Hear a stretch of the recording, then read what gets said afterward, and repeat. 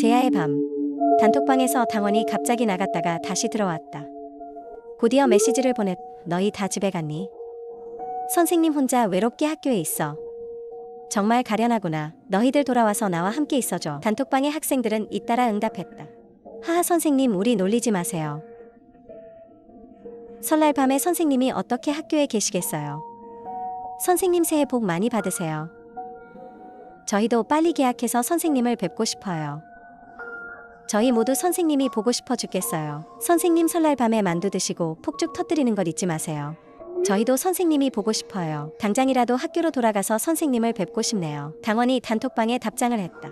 원래 너희도 학교로 돌아와 나를 보고 싶어 했구나. 그거 잘 됐다. 내가 지금 학교에서 너희를 기다리고 있어. 너희를 위해 만두와 폭죽을 준비했단다. 당원의 말에 대해 다들 그저 농담으로 여겼다. 나도 미소를 지으며 신경 쓰지 않았다. 쉔세 나와서 설날 음식 먹으렴.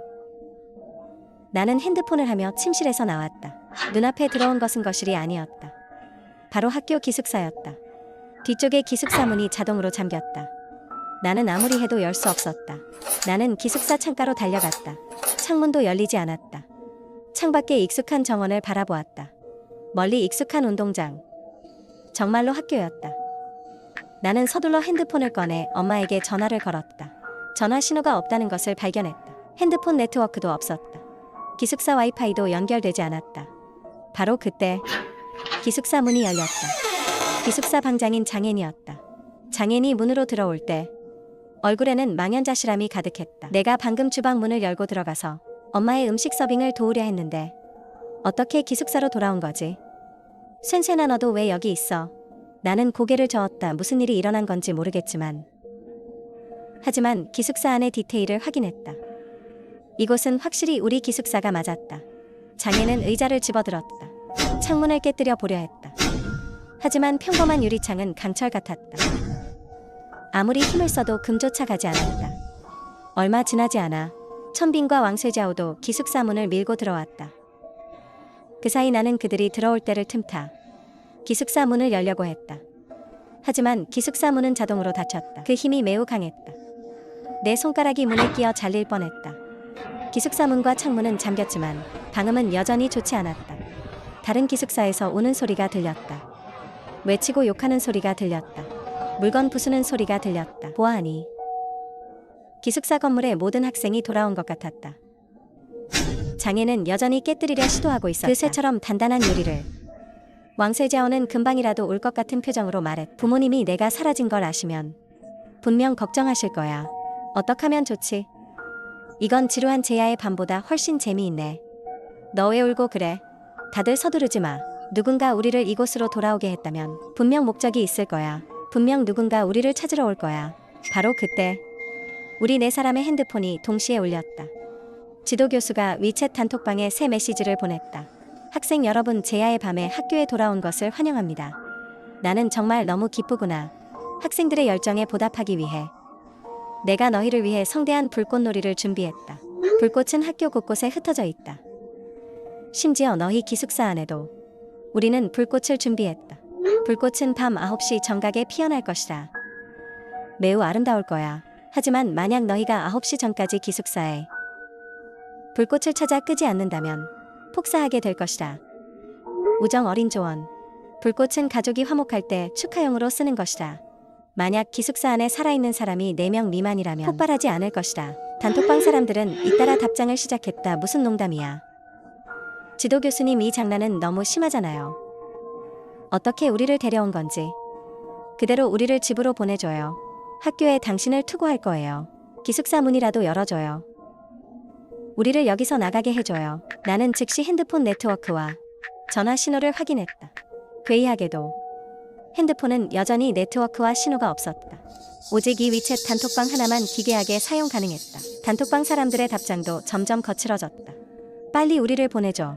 아니면 나가서 바로 신고할 거야. 무슨 기숙사에서 불꽃을 찾으라는 거야. 새해부터 정신병 도진 거 아니야. 우린 여기서 너랑 게임하고 있을 시간 없어. 우리를 내보내줘. 당장 보내줄 뿐만 아니라 우리에게 합당한 설명을 해줘야 할 거야. 천지를 뒤덮는 욕설과 함께 당원이 다시 발언했다.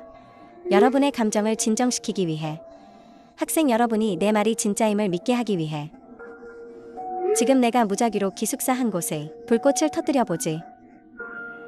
모든 학생은 귀를 꽉 막으세요. 오른쪽에서 거대한 굉음이 갑자기 들려왔다. 발밑의 벽과 천장이 함께 떨리는 것이 느껴졌다. 내 옆방 기숙사가 폭발했다. 옆방 기숙사에는 사람이 있었다.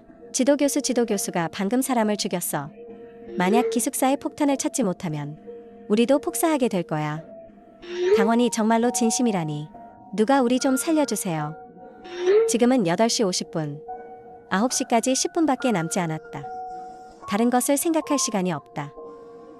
빨리 기숙사에서 폭죽을 찾아. 각자 자기 물건을 가장 잘 알잖아. 각자 자기 책상과 침대를 찾아봐. 폭죽 하나가 기숙사 하나를 날려버릴 정도면 분명히 클 거야. 상식적으로 생각하지 마. 우리가 지금까지 겪은 일들은 모두 매우 기괴해. 폭죽은 어떤 모양일 수도 있고 어떤 크기일 수도 있어. 다들 5분 동안 찾았지만 폭죽의 그림자도 찾지 못했다.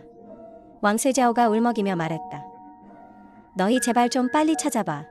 나를 죽게 만들 작정이야. 나는 시간을 확인했다. 9시까지 3분 남았다. 상대방이 공들여 이 모든 것을 한 게 죽으라는 뜻은 아닐 거야. 방법이 더 있어. 우린 지금 전등과 빛이 나는 모든 가전제품을 꺼보자. 폭죽에 카운트다운 장치가 있을지도 몰라. 어쩌면 빛이 날 수도 있어. 울고 있던 왕세자오가 입을 삐죽거리며 중얼거렸다. 하지만 난 어두운 게 무서워. 불 끄지 마. 나는 그녀를 아예 무시했다. 일어나서 바로 불을 껐다.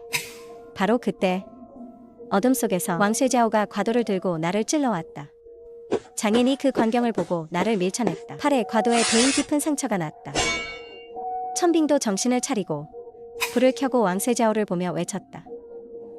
너 미쳤어? 쇤쇤을 죽이려 하다니. 왕세자오는 아무 상관없다는 표정이었다. 미친 건 너희야. 시간이 없단 말이야. 우린 폭죽을 아예 못 찾고 있어. 지도교수가 말했잖아. 기숙사에 살아있는 사람이 4명 미만이면 폭죽은 터지지 않는다고. 난 너희를 구하는 거야. 장인과 천빙이 그녀와 따지려 하자 나는 서둘러 바닥에 과도를 집어들어 왕세자오의 허벅지를 찔렀다. 왕세자오가 고통스러운 비명을 질렀다. 내가 한 번만 더 딴 마음 먹으면 폭죽을 찾더라도 내가 너를 죽여버릴 거야. 왕세자오의 얼굴이 창백해졌다. 더 이상 감히 말을 꺼내지 못했다. 왕세자오의 울음소리가 사라지자 나는 빠르게 매우 미세한 똑딱 소리를 포착했다. 바로 왕세자오의 책상 위에 숨겨져 있었다. 종이 한 장에 덮여 있었다. 주먹만 한 크기의 폭탄이 있었다. 12 신나는 서둘러 앞으로 가서 폭죽의 버튼을 눌렀다. 폭죽의 카운트다운이 멈췄다. 우리 기숙사 사람들은 그제야 가슴을 쓸어내렸다. 오직 왕세자오만이 외치고 있었다. 분명 너희 중 아무나 한 명 죽으면 됐을 텐데 뭐하러 그렇게 힘들게 찾아. 세상에. 거대한 폭발음이 왕세자오의 말을 삼켜버렸다. 기숙사 건물이 격렬하게 흔들렸다. 우리 모두는 침대 기둥을 잡아야만 똑바로 서 있을 수 있었다. 동시에 단톡방에 다시 사람들의 메시지가 올라왔다. 우리 좌우 양옆 기숙사가 모두 폭발한 것 같아. 옆방 기숙사에서 그렇게 맹렬한 폭발이 일어났는데 우리 기숙사 벽은 전혀 손상되지 않았어. 벽은커녕 유리창조차 금 하나 가지 않았어. 이건 너무 기괴해. 더는 못 참겠어. 지도교수 어디 있어? 제발 우리를 놓아줘요. 기숙사 문을 열어줘요. 우리를 보내줘요. 지도교수가 적절한 타이밍에 단톡방에서 말을 했다. 모두 성대한 불꽃놀이 공연을 보신 것을 축하합니다. 특히 그 기숙사들이 폭발할 때 불꽃 폭발과 살점이 뒤섞인 모습은 정말이지 너무나 아름다웠다. 비록 여러분이 아쉽게도 불꽃에 폭사하지는 않았지만 불꽃놀이는 화재를 일으키기 쉽다. 학생들의 안전을 위해 지금부터 전면적인 화재 진압을 시작한다. 위험 요소를 제거하라. 화재는 매우 위험하다. 학생들의 안전을 위해 화재 진압 기간에는 침대에 머무는 것이 허용되지 않는다. 그것은 도망치기에 불리하기 때문이다. 당원의 말은 나를 어리둥절하게 만들었다. 단톡방은 다시 토론을 시작했다. 불을 끈다니 무슨 소리야. 다들 도망칠 방법 없어. 기숙사 문이 안 열리잖아. 만약 진짜 화재가 나면 우린 도망치지도 못하는 거 아니야. 제길 간신히 그 불꽃을 찾았더니 또 기숙사에서 불타 죽어야 하는 거야. 나한테 생각이 있어. 다들 자기 기숙사를 잘 점검해봐. 인화성, 폭발성 물건들을. 화재가 없으면 위험도 없잖아. 1년의 기괴한 일들 이후 사람들은 이미 당원의 말을 의심하지 않게 되었다. 단톡방 말이 일리가 있는 것 같아. 우리도 빨리 찾아보자. 자기의 인화성, 폭발성 물건들을 찾아. 결국 자기 물건은 자기가 제일 잘 알잖아. 장애는 몸을 돌려 자기 물건을 뒤지기 시작했다. 난 다쳤단 말이야. 물건을 뒤질 수가 없어. 진짜 화재가 나도 내 탓 아니야. 다 센센이 방금 칼로 나를 찔러서 그래. 다 같이 불타 죽어도 싸. 우리는 그녀를 완전히 무시했다. 나는 장애인에게 말했다. 위험은 화재에서 오는 게 아닐 거야. 지도교수의 말은 규칙에 더 가까워. 만약 규칙이라면 방금 그 말을 분석해 봤을 때 화재를 진압한다는 건 우리가 막아야 할 건 물일 거야. 바로 그때 유리가 깨졌다. 창밖에서 거센 물줄기가 쏟아져 들어왔다. 반대편 기숙사 문은 여전히 굳게 닫혀 있었다. 그 결과 물이 전혀 빠져나가지 못했다. 이건 너무 비논리적이야. 우리 기숙사는 6층인데 어떻게 침수될 수가 있어. 기숙사는 크지 않았다. 순식간에 물이 기숙사를 가득 채웠다. 무릎까지 물이 찼다. 물은 점점 높아졌다. 침대는 피할 수 있는 가장 높은 곳이었다. 그런데 기숙사 침대에 언제 그랬는지 날카로운 가시가 빽빽이 돋아나 있었다. 기숙사 안에 모두가 당황하기 시작했다. 나는 기숙사 중앙에 서서 수면이 내 허벅지를 넘도록 내버려 두었다. 생각하는 사이에 물은 이미 내 허리까지 찼다. 물은 창문으로 쏟아져 들어오고 있었다. 이렇게 많은 유입량이면 물을 배수하려면 기숙사 문밖에 없다. 나는 창문으로 쏟아져 들어오는 물줄기 속에서 반사되는 물건 하나를 보았다. 자세히 보니 열쇠 하나였다. 열쇠 뒤에는 묶여 있었다. 매우 길고 굵은 삼배 밧줄이. 기괴하게도 이 열쇠는 물살을 따라 문 앞까지 헤엄쳐 왔다. 스스로 기숙사 문이 열쇠 구멍에 꽂혔다. 열쇠 구멍에 꽂힌 후 열쇠가 시계 방향으로 한번 돌아갔다. 문 잠금이 해제되었다. 나는 기세를 몰아 열쇠 뒤에 밧줄을 잡았다. 외쳤다. 다 같이 밧줄을 잡아. 함께 힘을 써서 기숙사 문을 열자. 장인과 천빙이 서둘러 밧줄을 끌어당겼다. 왕쇠자오는 높은 곳에 서서 피웃으며 정말 가련한 애라고 했다. 너희 내 목숨 구해준 은혜 꼭 기억해야 해. 말하면서 왕쇠자오가 한 손으로 밧줄을 잡았다. 네 사람이 함께 힘을 썼다. 기숙사 문이 완전히 열렸다. 기숙사에 고여있던 물이 홍수가 터지듯 밖으로 뿜어져 나갔다. 신기하게도 조류가 기숙사 문을 휩쓸고 나간 후 복도에는 물이 고여있지 않았다. 우리 4명도 물살에 휩쓸려 복도로 나가지 않았다. 너희들 정말 쓸모없네. 결국 내가 너희를 구한 거잖아. 정말이지. 생존 시나리오라면 꼭 민폐를 끼치는 빌런 팀원이 하나씩 있네. 이번에 2번 다 우리가 산 건 쇤쇤 덕분이야. 왕쇠자오, 너 다음에 또 발목 잡으면 내가 반드시 널 죽여버릴 거야. 말하는 사이에 그녀가 손에 든 밧줄을 흔들었다. 양손이 밧줄에 달라붙어 떨어지지 않는 것을 발견했다. 우리 몇 명도 손을 흔들어 보았다. 밧줄이 똑같이 손에 달라붙어 있었다. 나는 고개를 들어 기숙사 입구를 보았다. 맞은편 기숙사의 문도 열려 있었다. 맞은편 3사람도 똑같이 손에 밧줄을 쥐고 있었다. 우리와 상황이 별반 다르지 않았다. 바로 그때 이상한 소리 하나가 복도를 관통했다. 감정이 느껴지지 않고 약간 광기 어린, 약간 당원과 닮은 목소리였다. 여러분 축하합니다. 이 화재 진압 게임에서 살아남으셨군요. 하지만 상관없습니다. 학생 여러분에게는 아직 죽을 기회가 더 있으니까요. 설날 분위기를 더하기 위해 내가 올해를 축하하기 위해 12지신을 준비했다.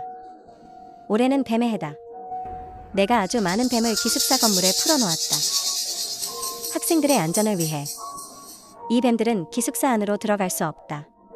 하지만 12지신은 신성한 것이다. 그들은 배가 고프다. 먹이를 주어야 한다. 이를 위해 내가 정성껏 여러분을 위해 줄다리기 시합을 준비했다. 지는 사람은 운 좋게 12지신의 먹이가 될 것이다. 목소리가 잦아들자마자 손에 든 밧줄이 팽팽해졌다. 맞은편 기숙사 3사람이 손에 쥔 밧줄이었다. 기숙사 입구 통로에는 큰 뱀 여러 마리가 기어가고 있었다. 확실한 건 그것들이 매우 사납고 굶주려 있다는 것이다. 이때 내가 통로에서 가장 가까웠다. 통로까지는 단 2걸음 거리였다. 내가 상황을 생각하기도 전에 거대한 힘이 밧줄로부터 전해졌다. 맞은편에서 줄을 당기기 시작했다. 나는 자구책으로 나도 줄을 당길 수밖에 없었다. 양쪽의 다른 사람들도 밧줄에서 힘이 느껴지는 걸 알았다. 자기 팀에서 한 명이라도 끌려 통로로 나가 죽게 되면 줄다리기 결과는 걷잡을 수 없이 무너질 것이다. 우리 쪽 인원수가 한 명 더 많았다. 하지만 장인의 팔에는 상처가 있었다. 왕세자오의 다리에도 상처가 있었다. 전력을 다할 수 없었다. 시합은 한순간에 교착 상태에 빠졌다. 아, 살려줘, 오지마. 갑자기 복도에서 비명소리가 들려왔다. 누군가 기숙사 문 밖으로 끌려나갔다. 큰 뱀 여러 마리가 그쪽으로 기어갔다. 뒤이어 연달아 비명이 터졌다. 이 광경을 보고 우리 양측의 줄다리기는 더욱 치열해졌다.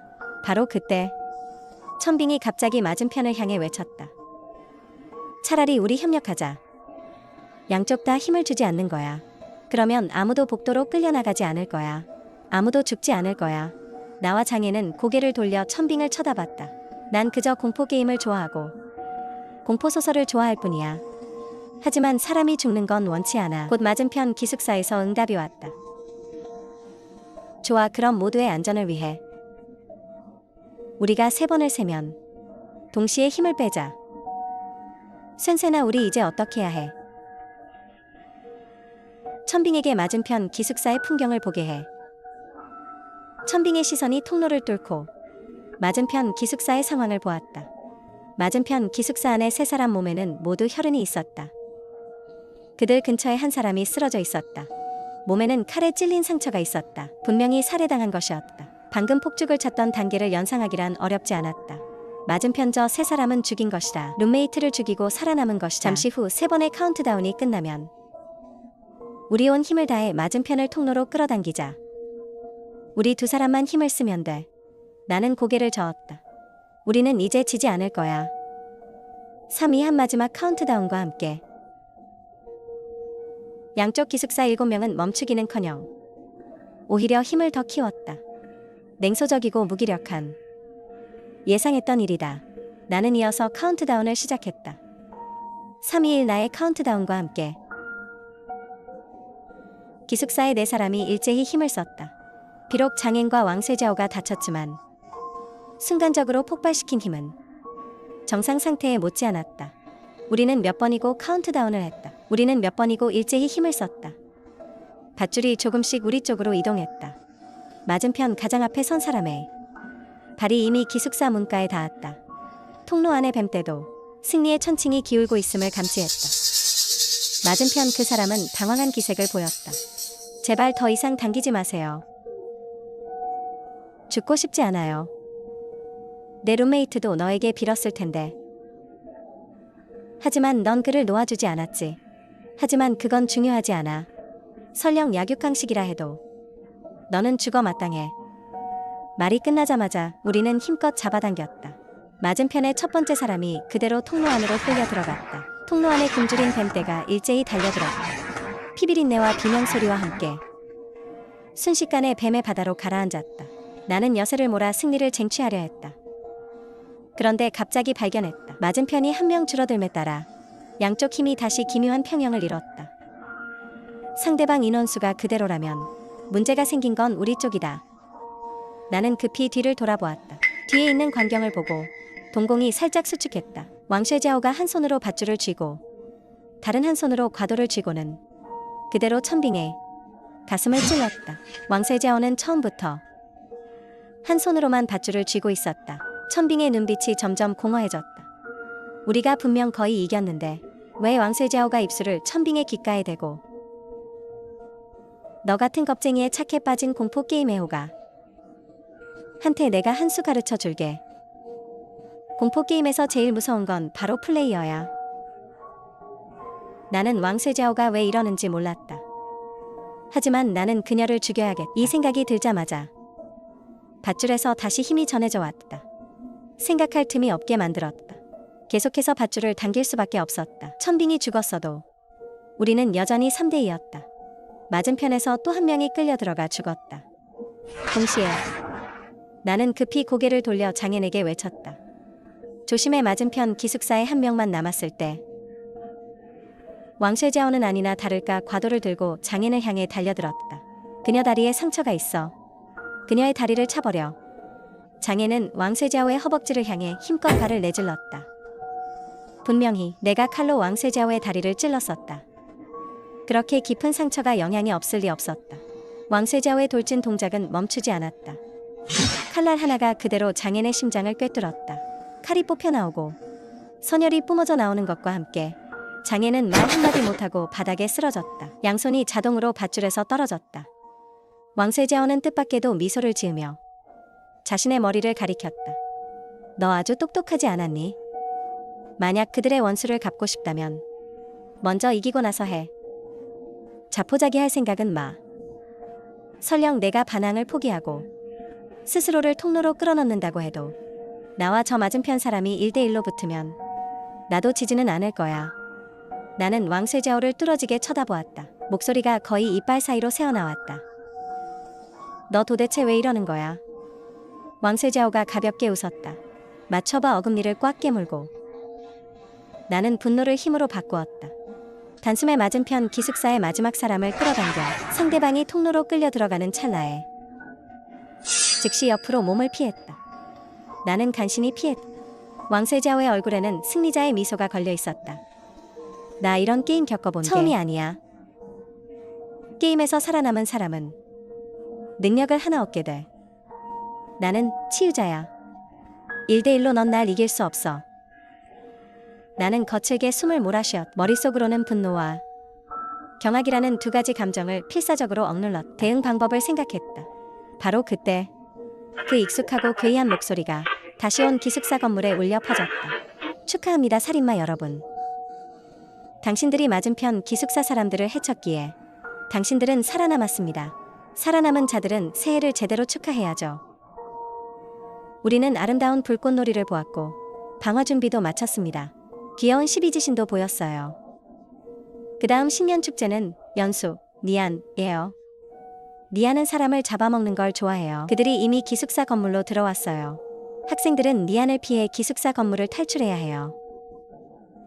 우정 어린 팁. 니안은 폭죽을 무서워해요. 폭죽 아이템을 가진 사람에게는 니안이 감히 접근하지 못해요. 소리가 사라졌어요. 모든 것이 예상대로라는 듯한 왕쇠자오를 보았어요. 그녀는 폭죽을 집어들었어요. 나 천성은 말했어요. 너는 처음부터 이 규칙을 알고 있었지. 기숙사 하나당 폭죽은 단 하나뿐이야. 방해 없이 폭죽을 차지하기 위해. 그래서 장인과 천빈을 죽인 거야. 왕쇠자오는 손을 내저었어요. 그래, 치유사는 전투에 적합하지 않아. 동시에 너희 셋을 상대하는 건 역시 힘에 부쳐. 게다가 첫 번째 관문 때 나는 사실 아주 일찍 폭죽을 찾았어. 다만 내가 너무 똑똑해서 너를 먼저 죽이고 싶었을 뿐이야. 나는 심지어 왕쇠자오와 동기어진하겠다는 생각까지 했어요. 하지만 지금의 내가 동기어진을 할 수 있을까요? 바로 그때 복도에서 야수와 좀비가 섞인 듯한 울음소리가 들려왔어요. 복도에 수많은 뱀떼가 겁을 먹은 듯 썰물처럼 빠르게 물러나 자취를 감췄어요. 방 안에 있으면 분명 당하고 말 거예요. 왕쇠자오는 즉시 결단을 내리고 몸을 돌려 기숙사를 탈출했어요. 왕쇠자오는 아직 나를 쫓고 싶은 것 같았지만 복도에서 들려오는 포효 소리에 잠시 주저했어요. 복도로 나온 뒤 희미한 인형을 보았어요. 매우 기괴하고 거대한 인형이었어요. 그것은 빠르게 나에게 접근하고 있었어요. 나는 몸을 돌려 달아났어요. 뒤따라오는 저것의 키와 체구로 보아 절대로 학생일 리 없어요. 니안이 틀림없어요. 나는 필사적으로 달렸어요. 하지만 등 뒤에서 무거운 발소리가 점점 가까워지는 게 들렸어요. 후유 소리도 점점 뚜렷해졌어요. 이제 죽었구나 생각하던 찰나 등 뒤에서 갑자기 비명소리가 들렸어요. 어떤 여학생이 기숙사 밖으로 밀려나와 마침 니안과 부딪혔어요. 그제야 소위 니안이라는 것의 생김새를 똑똑히 보았어요. 니안은 눈앞의 여학생을 그대로 뜯어먹기 시작했어요. 격렬한 고통과 공포 때문에 그 여학생은 비명조차 지르지 못했어요. 그런데 옆 기숙사의 여학생은 손에 폭죽을 들고 아주 가까이 있었지만 니안은 그녀를 공격하지 않았어요. 나는 도망치며 생각했어요. 규칙에 적힌 말이 맞았어요. 폭죽만 있다면 니아는 공격하지 않아요. 살아남기 위한 최선의 방법은 폭죽을 찾는 거예요. 그러고 나서 기숙사 건물을 나가는 거죠. 폭죽이 반드시 있는 기숙사는 기숙사 인원 4명이 전부 익사해 죽은 그런 기숙사예요. 첫 번째 관문에서 폭죽이 터지지 않았고 두 번째 관문에서 모두 죽었기 때문에 폭죽이 회수되지 않았을 거예요. 곧 나는 한 곳을 찾았어요. 4명이 모두 익사해 죽은 기숙사예요. 나는 얼른 기숙사로 들어가 문을 잠그고 폭죽을 찾기 시작했어요. 이때 문 밖에서 격렬하게 문을 두드리는 소리가 들렸어요. 미안이 문을 들이받고 있었어요. 나무 문에 금세 금이 가고 나무 파편이 사방으로 튀었어요. 나는 기숙사 안을 아무렇게나 뒤지지 않고 곧장 시체 사구를 뒤졌어요. 얼마 지나지 않아 그중 한 명의 주머니에서 폭죽 하나를 찾아냈어요. 바로 그때 두꺼운 나무 문이 니안에 의해 박살났어요. 괴물이 막 들이닥치려다 내 손에 들린 폭죽을 보았어요. 니안은 분한 듯 흥분했어요. 나는 싸늘한 표정으로 한 걸음씩 기숙사 밖으로 걸어 나갔어요. 내가 다가갈수록 니안은 분한 듯 한 걸음씩 물러나더니 결국 도망쳤어요. 나는 한 손에는 폭탄을 들고 기숙사에서 찾은 칼 한 자루를 든 채 한 걸음씩 아래층으로 내려갔어요. 1층에 도착했을 때 기숙사 정문 앞에 10여 명이 서 있는 것을 발견했어요. 이 사람들은 문 앞에 서서 들어가지 못하고 있었어요. 문 밖은 텅 빈 방이었고 가면을 쓴 한 사람이 쌍칼을 들고 한가운데 서 있었어요. 쌍칼에서는 피가 뚝뚝 떨어지고 있었고 주위에는 시체 3구가 있었어요. 분명 이 가면을 쓴 사람에게 살해당한 것이었죠. 나는 한 동급생의 입을 통해 몇 가지 정보를 얻었어요. 기숙사 밖에 가면 쓴 사람은 익명자예요. 익명자는 매우 특별하며 시련을 겪는 자들을 게임으로 인도하는 역할을 전담해요. 이 정보를 알려준 사람은 폭로자였어요. 폭로자의 특징은 머리가 좋지 않고 성미가 급하다는 것이에요. 하지만 분노할수록 전투력은 점점 강해져요. 지금까지 살아남은 초보 플레이어들은 모두 매우 영리해요. 폭로자는 나를 자신의 두뇌로 삼고 싶어 했어요. 잠시 기다리니 이 폭로자는 기분이 점점 나빠져서 뛰어들어 싸우고 싶어 했어요. 나는 얼른 그를 붙잡았어요. 내 말대로라면 익명자가 플레이어를 게임으로 인도하는 존재이니 그는 거의 무적에 가까운 존재일 거야.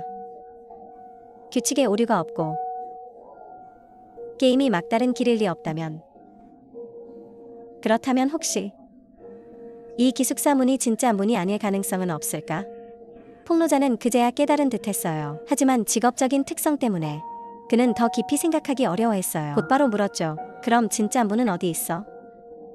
나는 눈앞의 문을 관찰하다가 문 옆에서 눈에 잘 띄지 않는 숫자를 발견했어요.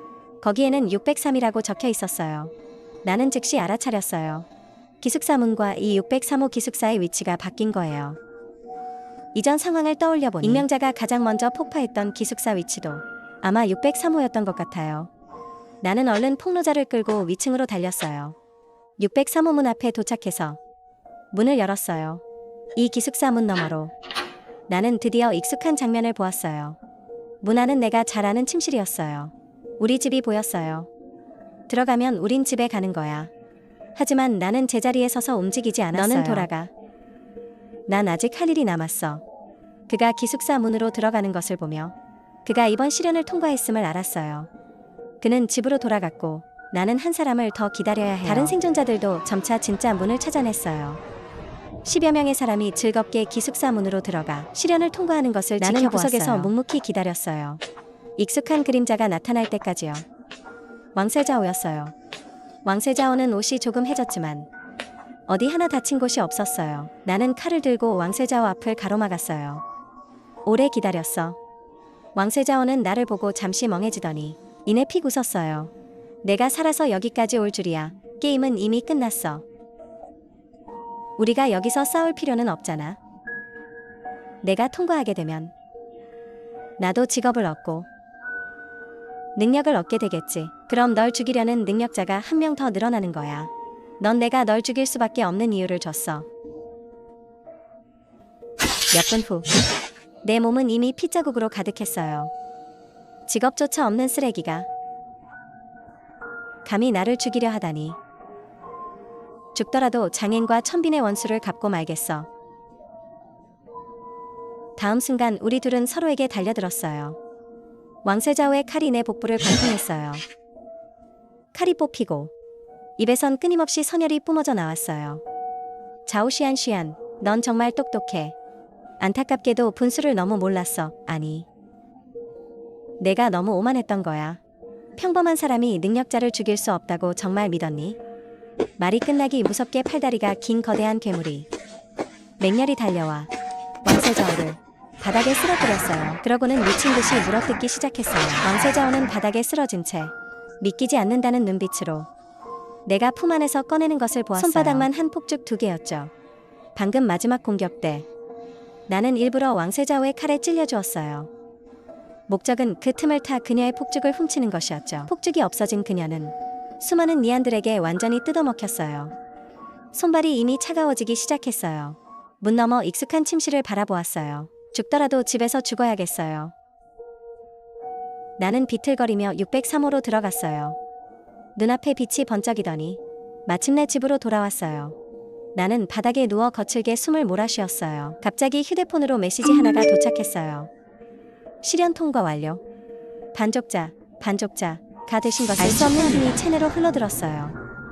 내 몸의 상처들이 거짓말처럼 전부 사라졌어요. 내 몸이 육안으로 보일 만큼 팽창하더니 체구는 거대해지고 팔다리는 길어졌어요. 온몸이 방금 전의 니안과 완전히 똑같이 변했어요. 잠시 후 다시 원래 모습으로 돌아왔어요. 쉬안, 나와서 설 음식 먹으렴.